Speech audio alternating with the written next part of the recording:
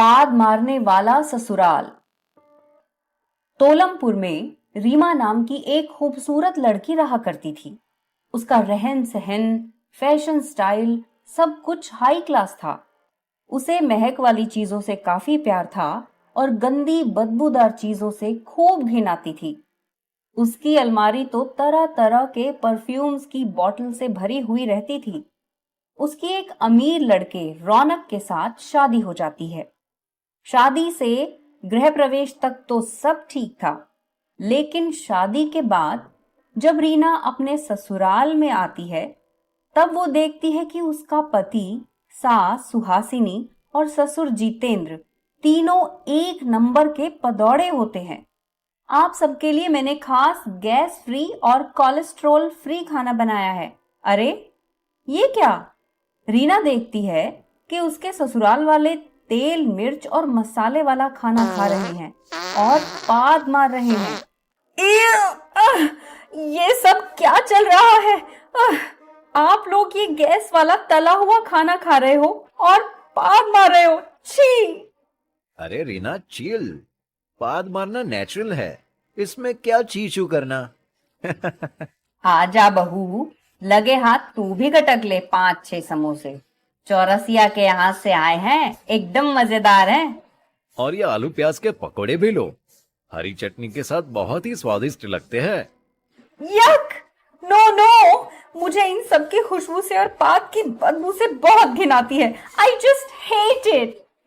रीना लाख कोशिशें करती, लेकिन रौनक, सुहासिनी और जितेंद्र तीनों ही दिन रात सिर्फ गैस वाला खाना खाते रहते और पाद मारते रहते।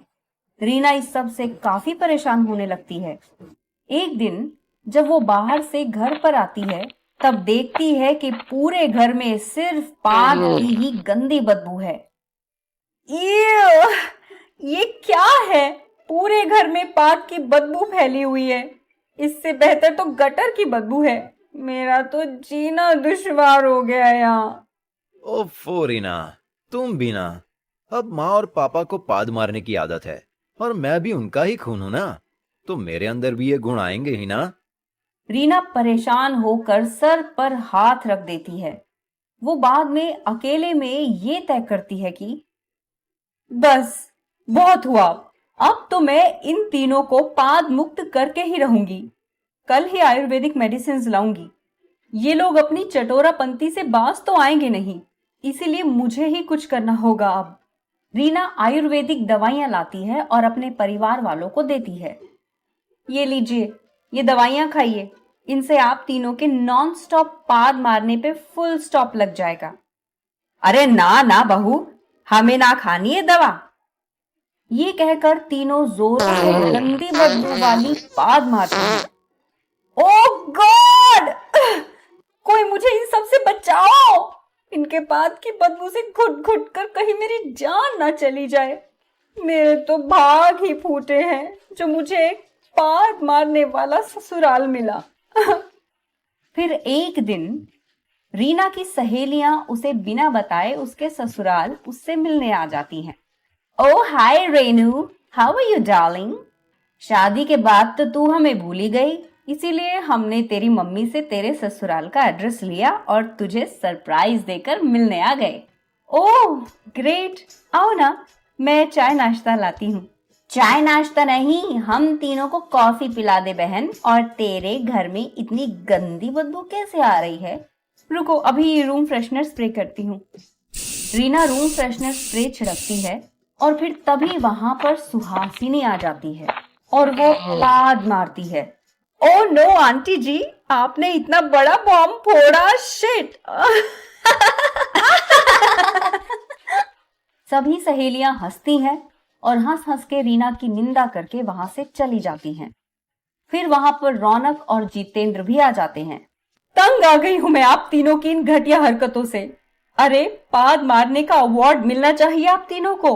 बस अब मैं इस घर में और नहीं रह सकती। मैं जा रही हूं अपने मायके।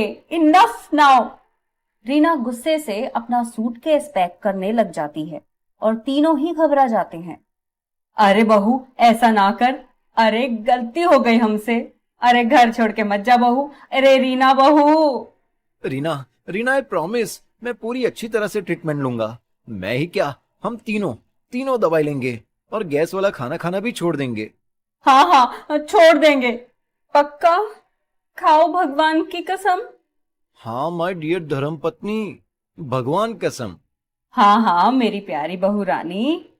इसके बाद रीना तीनों को दवाइयों से और खाने पे कंट्रोल रखने से उनके पाद मारने की बुरी आदत को दूर कर देती है और वो तीनों ही गैस वाला खाना त्याग करके पौष्टिक खाना खाते हैं और कसरत एवं योग भी करते हैं।